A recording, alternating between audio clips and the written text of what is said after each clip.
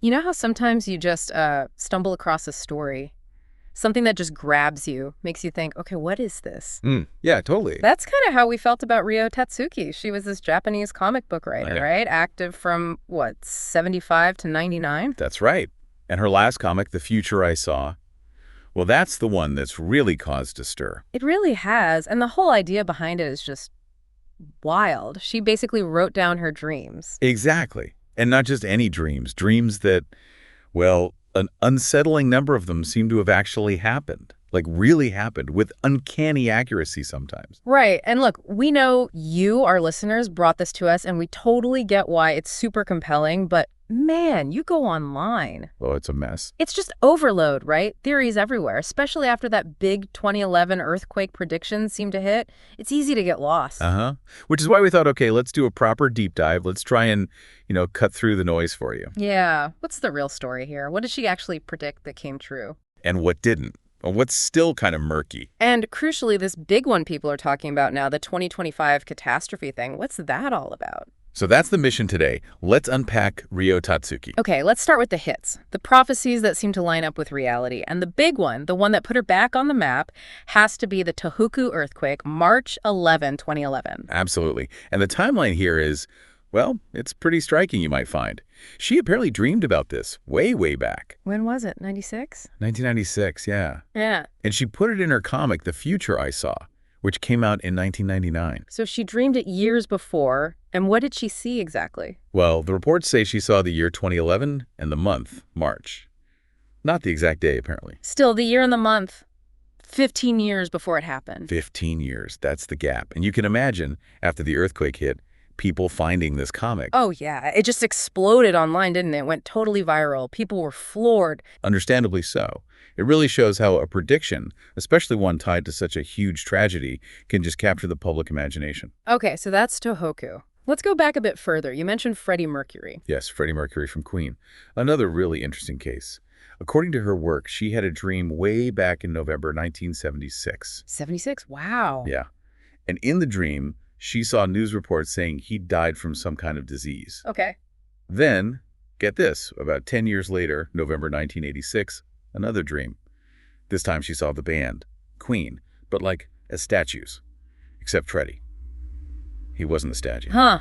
Like he was singled out somehow. Exactly. Two different dreams, years apart, seemingly pointing to the same thing. And then the really spooky part for you, the listener, is the timing. He actually died November 24th, 1991. Which is almost exactly 15 years after that first dream in 76. And about 5 years after the second statue's dream, he died from complications due to AIDS. Right. So the dreams, separated by a decade, seem to foreshadow his passing from illness, which is what happened. The follow-up dream just adds this extra layer, doesn't it?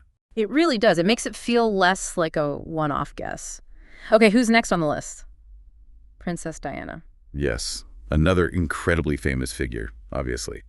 Her death was tragic. When did Tatsuki dream about that? The records indicate she dreamed about Diana's death on August 31st, 1992. Okay, 92. And the crash in Paris was? August 31st, 1997. Exactly 5 years later?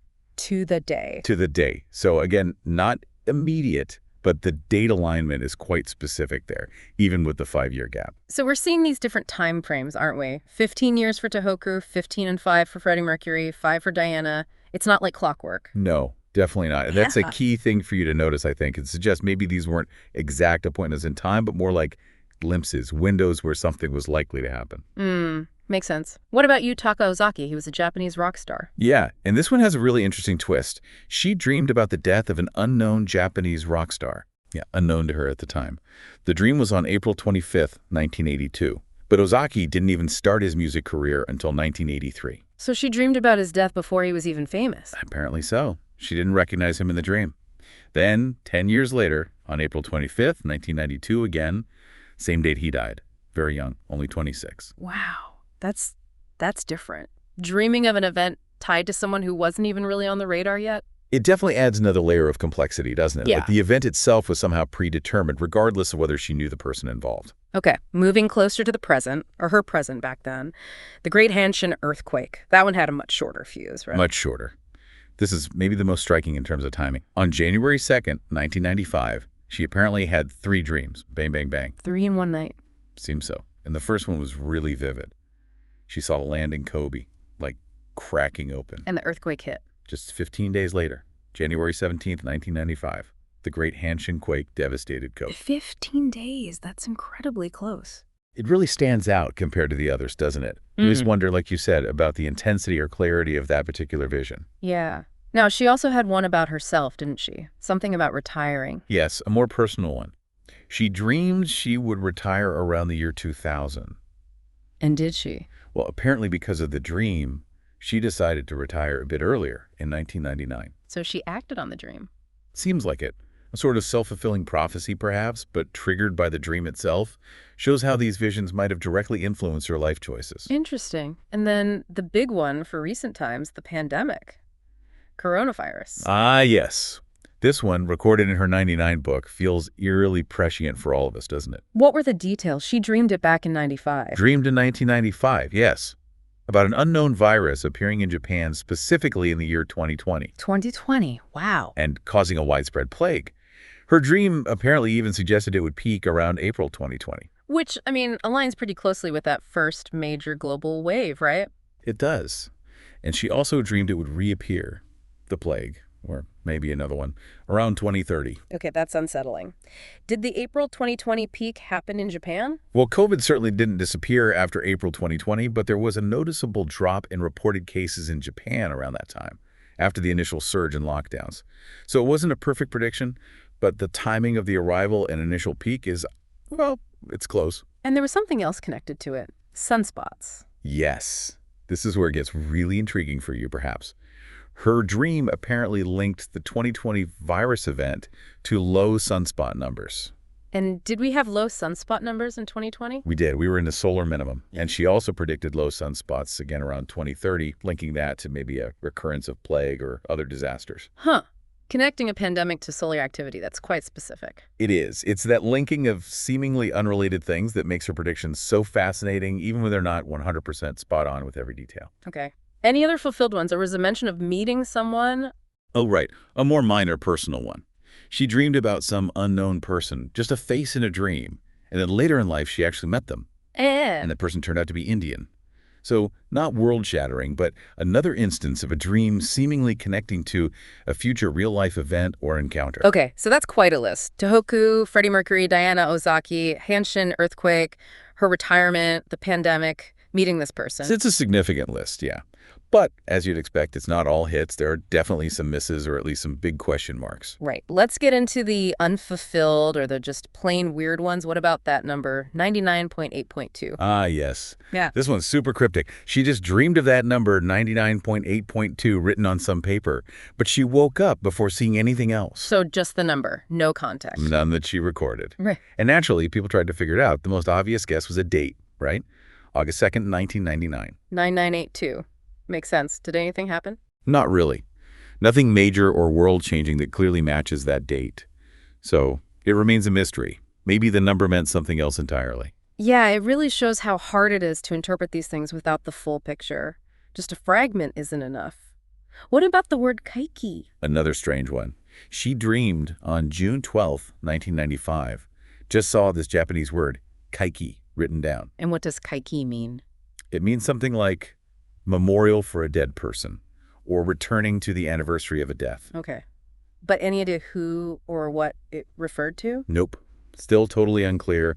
Could be personal, could be symbolic, could be about an event we just haven't connected it to. Especially in Japanese culture, concepts around death anniversaries can be quite significant. But yeah, another puzzle. And she dreamed about her own funeral. That's pretty heavy. It is, yeah. She apparently saw her funeral, but only the month and day came through clearly. July 15th. But no year. No year. So that one's obviously unfulfilled, still potentially out there in the future. A very personal, maybe unsettling prediction to carry around, you'd think. Definitely adds a morbid curiosity to her story, doesn't it? Okay, what about bigger scale stuff that hasn't happened?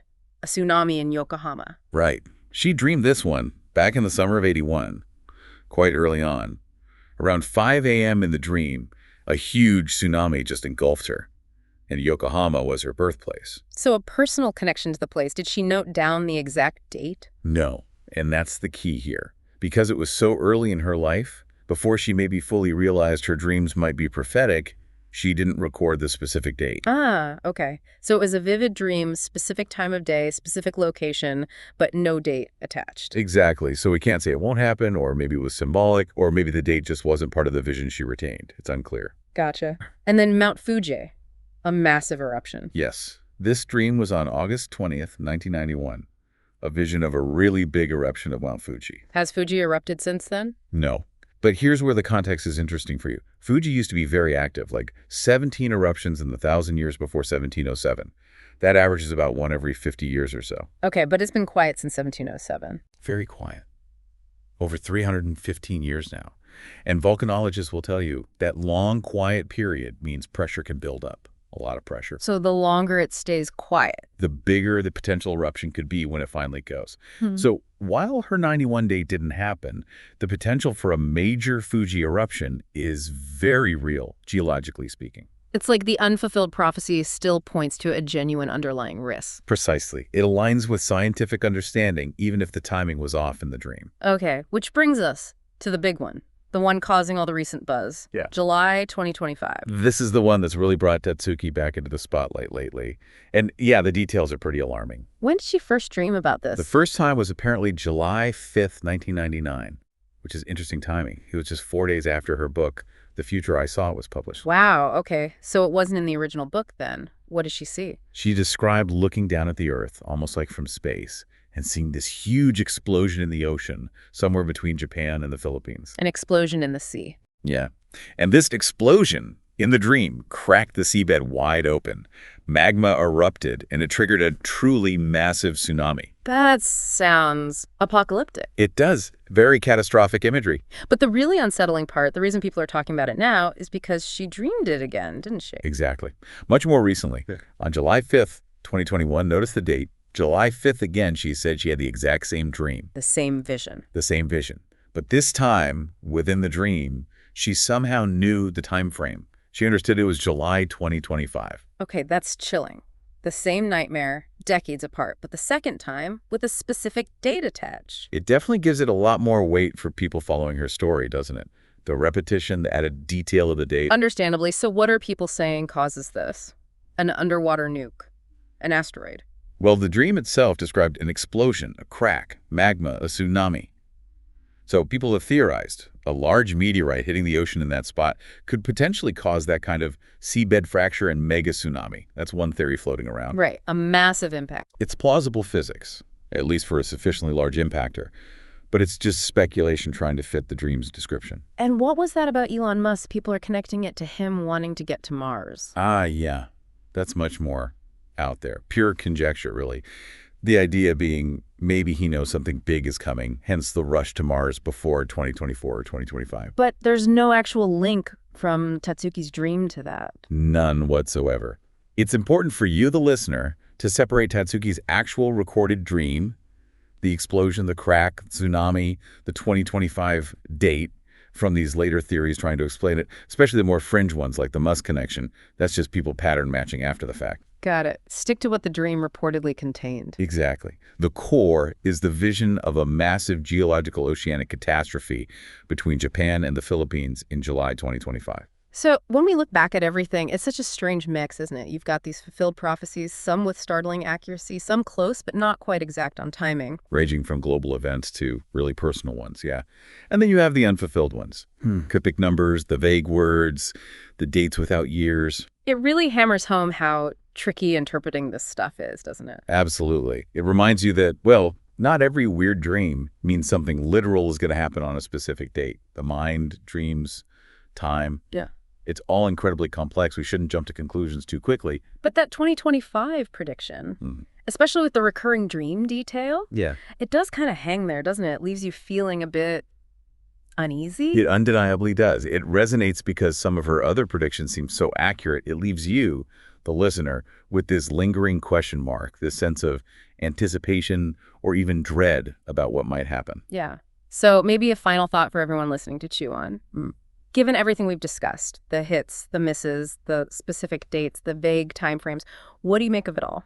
When a prediction has a really specific date, like July 2025, does that make it more or less believable compared to one with a vaguer time frame, considering her track record? That's a great question. And maybe, what are the limits here? How much can we really know or interpret from these kinds of phenomena, however compelling they seem? It pushes us right up against the edge of what we understand about reality, doesn't it?